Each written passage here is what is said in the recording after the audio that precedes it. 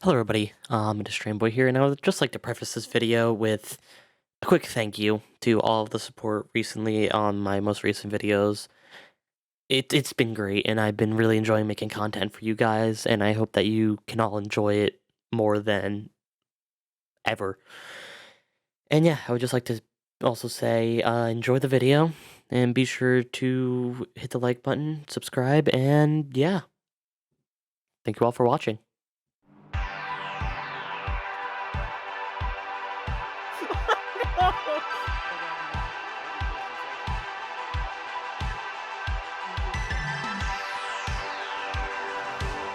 Oh my gosh.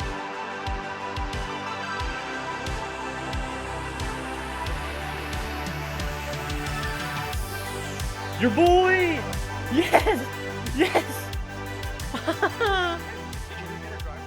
Yes! Hello everybody, it is Boy here, and today I'm going to be commentating over my own race. So here we are at the race start. We're here at Road America in the 4-Wheel Palace car. 2 cars drum start behind us. That was interesting. So this was a recent race that happened on Sunday. So 2 days before this video comes out. And it was a really good race. So first off, 3 wide with Aaron and Gons on the outside of me. It was terrifying. Coming up behind James, using as much of the track limits as possible. It's an American track. The gray is okay, if you know what I mean. Get pushed out a little bit. Following behind him in slipstream range. This was a great start. My qualifying kind of sucked. I'm going to be completely honest. It was not good. Getting close, getting onto his bumper, hitting around the outside. 258 kilometers an hour, just fling around. A little bit of a lockup on the left front, I believe that was. That helps him get somewhat on my inside and almost spin it. And then clear around his outside. This was a great race start. I felt very good about it. Up until this point. Coming down this straight, James behind me gets distracted. Bonk. Get pushed wide. Get back on relatively quickly. Lose 2 spots. Technically 3. And then it keeps getting worse as I get pushed to the outside of Carousel. Not to the fault of that guy. He thought that James was closer on his inside. I'm squeezed to the outside. I brake. I'm like, okay. And then just get understeer, hit the wall. Already had a little bit of rear wing damage. Now had front wing damage, just to even it out. There goes Automated, which was one of the jump starters. Daniel Scott and Automated both have to take drive-throughs later in the race. Down in second for Canada corner. And at this point, I was about to quit. I was truly was this close to kidding. Luckily, all my friends in the series were like, shut up, you're racing. Keep driving, you idiot. And I'm very glad they did, that's all I'm going to say. As somebody goes off, Automated dives into the pit lane to try and get rid of that drive-through penalty for jumping the start. He just followed Daniel Scott, who jumped before him. Was not very happy with himself. But it's a 22-lap race, so anything could have happened, but sadly, he got glitches. And there goes my teammate and Daniel Scott after Daniel Scott took a little bit of a detour, got a 15-second time penalty for that, for just destroying Dion. And this is where there's a little bit of a lull in, like, the action. A little far back from Sheva, who's up ahead. Sitting there going, okay, let's see what I can scrape back from this. There's only 10 of us in this race. I wish there was more. Would have been way cooler if there was more, but it happens. Next season, there's going to be a new car. Almost spin there. That was a little bit skatey. But the one thing that this car did help with a lot was the fact that I could be 15 seconds behind somebody at one point, and the next one could be 10 because they're fighting with somebody ahead of them. So I'm closing in up on this pack ahead. Now, Gons, who was in the pink car, as you can see on the mini-map in the top right, leader of this little pack, that is P3. He is sitting third. The leaders are the QP team with Aaron and Cookie in the lead over Aaron. as we saw in the start there. Almost an incident there between James and I believe that was Nicholas. And this is what come to a head right here where Nicholas just gets bunted off by James. That brings me right into contention with these two guys.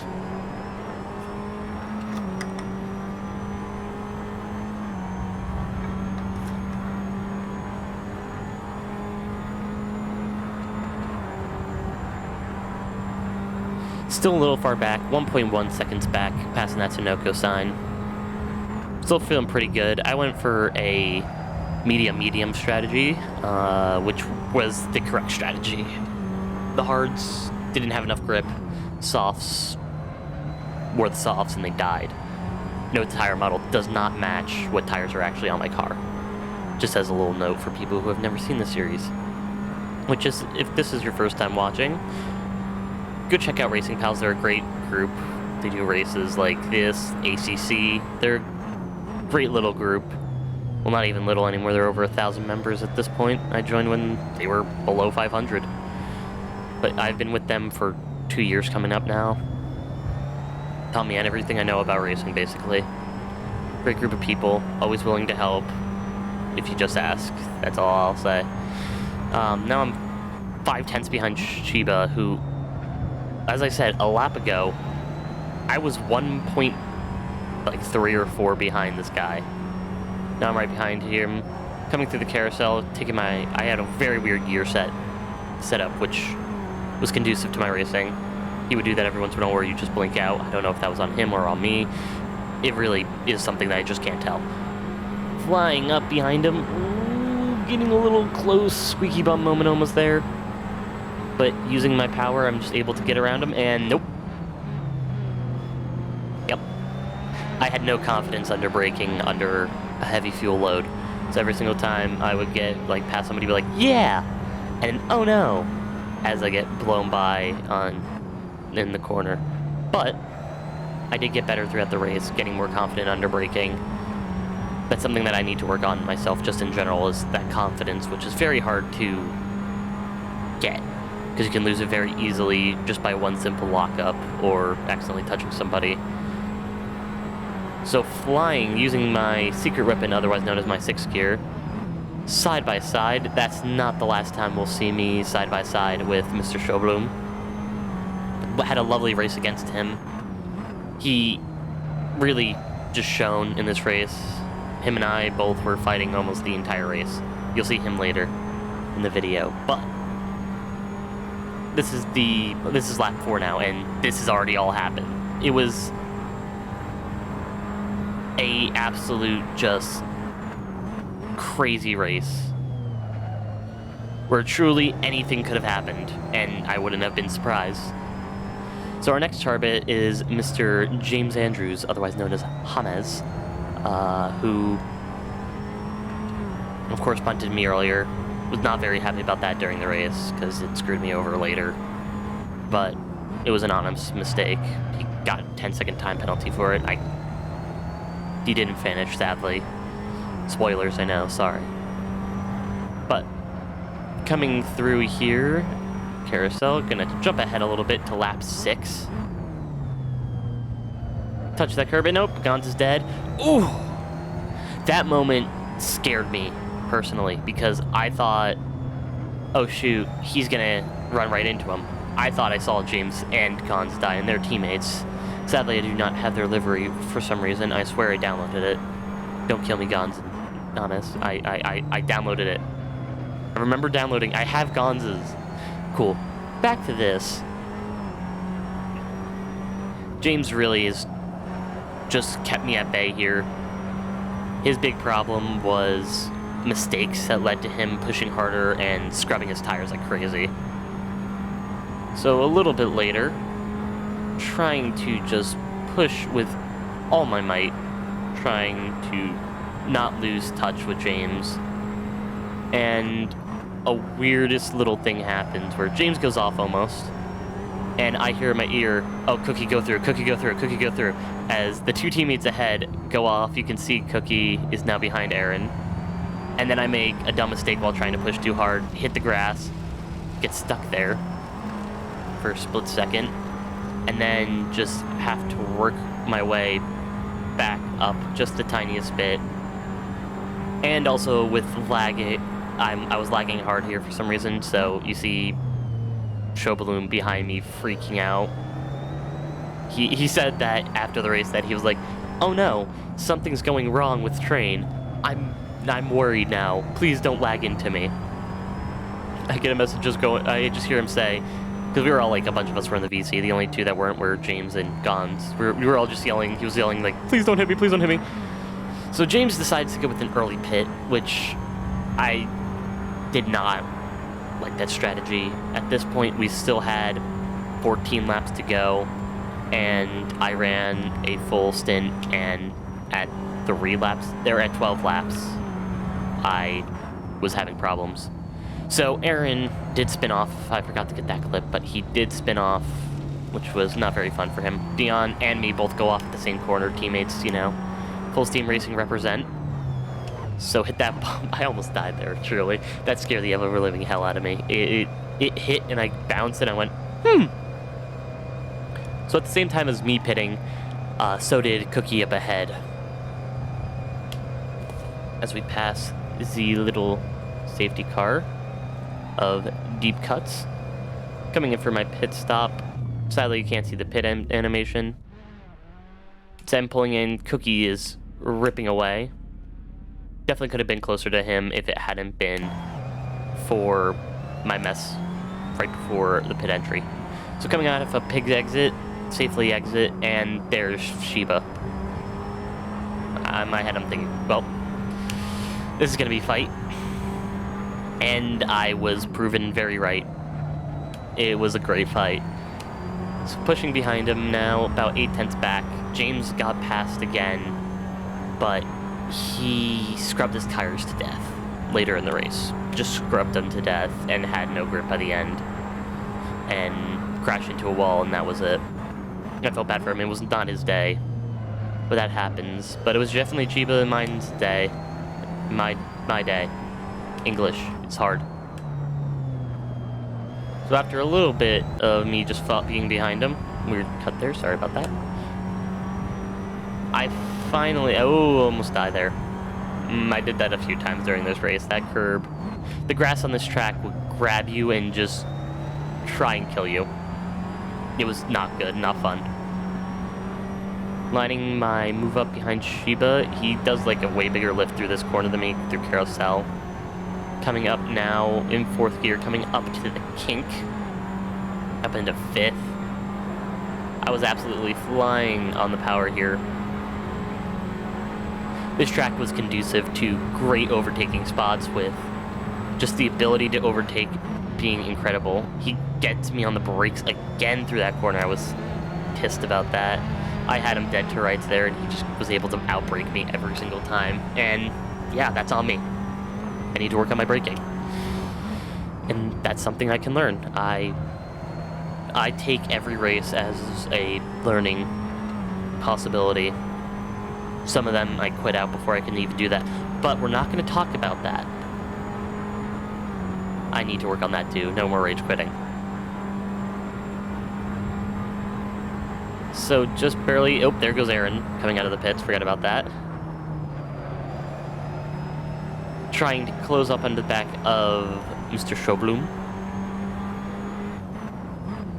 Down into 2nd. Cutting around the corner just the tiniest bit. And powering out of the corner. Now I do have to say, this video is kind of a league advertisement because Racing Pals is a great league, and if you ever get the chance to race with this group, please try them out. Link for their Discord down in the description, and link for my Discord channel, or Discord server too, down in the description, where I hope to do races with my viewers and stuff, try and see what I can do. And now here comes my teammate into play. Dion did not have a good race. Of course, got taken out big time. It was not good. And I'm going, Dion, please, for the love of God, let us through, let us through, let us through, please, please, please. And I'm like screaming, basically, trying to like get him to like let me and Sheva through, because I was like, I don't want him getting a penalty, number one, and number two, I don't want to be held up by him. There you go, as you see the livery I made, Erie Lackawanna, go flying by. Coming up behind Sheba with my bright yellow nose. And this time in my head, I'm thinking, you ain't doing me on the brakes. So I shift down to third and just stick it on the apex and say no. Now, I had been backing out of here, but I had my front, I was more ahead, so I just decided to keep on pushing. And at the same time as all of this going on, I'm talking in the chat, and I'm just like, Sheva, please, please, we gotta work together, man. Gons is catching us behind, even though you can't see him right now, because Aaron, poor Aaron, I do have to say, as Sheva gets back past me, or does he? I got confident on the brakes, let's put it that way. I knew what they could do for me in that corner, and I just used them to my advantage. But poor Aaron, with a slight error of accidentally putting on the same set of tires. His tires were basically goop by the end of his stint. It was not good. He was mad with himself. So here we go, passing the ginormous chair. Sheba has a great run on me. I'm like, oh no. Slamming into the brakes and then just brake a little bit longer and get the old switcheroo, as Crofty would say. Wow, he's done it! You know, the usual stuff. Get back past them through this corner, and you think that the overtake is done, and that's it, and nope, I hit a curb. And the fight's right back into it. By the way, this section of the video is 8 minutes long. This fight didn't stop for 8 minutes, and neither of us hit each other the entire time. I mean, if that's not great racing, I don't know what is.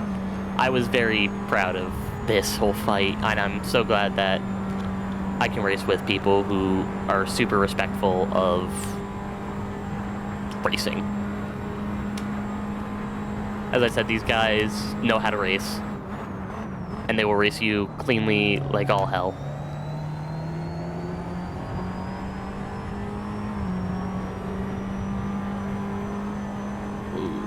And there is stewarding, of course, so if anything does happen, you can always report it to the stewards, which is nice. I am one of the stewards. And I'm not getting paid to say any of this, trust me. I'm not getting paid. I'm just saying, this group is great. I love them. And I can't wait to race more with them. But crossing the line with a 2:03.009, not a good lap. Getting just passed by Cheva on the outside. Once again, that inside line was just very powerful in the sense that I could just stick it on the outside or inside and just run it. Now coming up here is where I say Cheva got smart. He got real smart.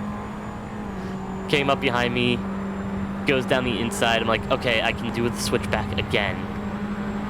Coming into the corner, he broke a little bit extra and forced me wide, and that was very good. That was completely fair. I completely accept the fact that I messed it up there. That was on me. But yeah, that was really good defending after, like, during an overtake. And as I said, clean racing all the way through here. And I was having a ball of a time. So I push through this final corner, or this carousel, as it is called. Pushing down the straight towards good old Canada corner. Just sitting on that 4/10 mark. And my setup was very good on top end.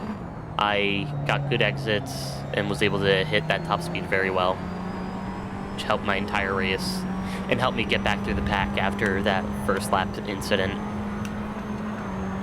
And coming up to the final corner now, right before that big hill. And this is where basically I was able to get it done, finally. Sat behind him in the slipstream for as long as I could. Got right up to the bumper of him. Pulled out to the outside. Or inside, my bad. Moved over just the tiniest bit to give him a little bit of a block. Go very wide. Get all four wheels in the air for a second.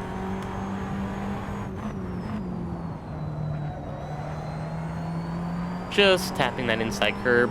And because of the, like I said, the way of my setup, I was running very low wing. Or I was running pretty low wing. And high rake, but the gearing I had set up made it perfect for if somebody was like on the edge of a slipstream, they couldn't fully catch up. And then after this corner, I think his tires were dying a little bit. And I was just able to get the jump on him throughout the rest of the race. It's going on later in the race, lap 19 out of 22. You can see I was catching up to James like no tomorrow. His tires, like I said, were dead. Poor man's tires were basically wanting to die. And coming into the final corner, or one of the final corners, Canada corner, he just gets loose, and that was it for him. Felt bad, but it's racing.